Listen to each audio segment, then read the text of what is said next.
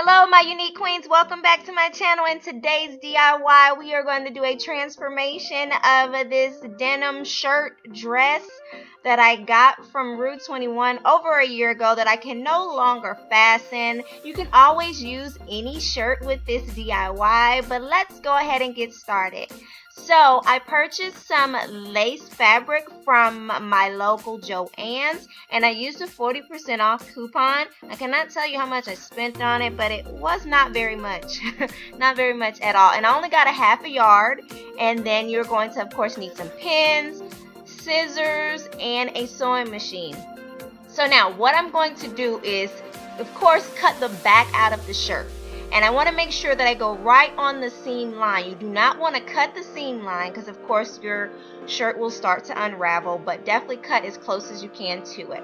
Once you have the back of your shirt removed, then you can remove the other half of the shirt, and we're going to work with the back half.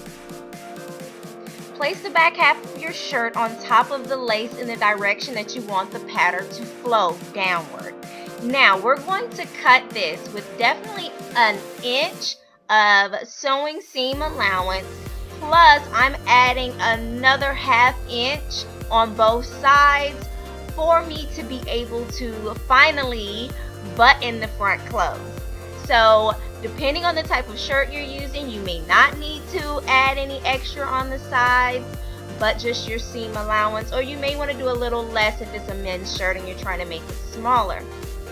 Now, I have it all laid out.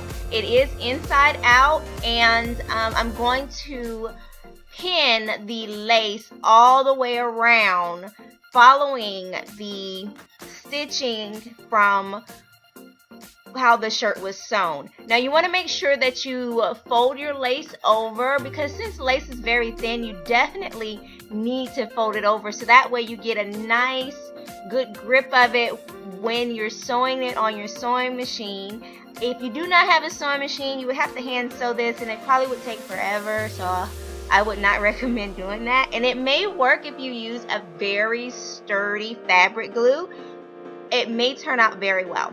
So anyway, you're just going to sew that together, and then at the bottom, I'm just following my lace detail to kind of make the bottom a little more spiffy, not so straight cut. So if you have a different design fabric, I'm pretty sure any designs will look cool at the bottom. And that is it, you guys.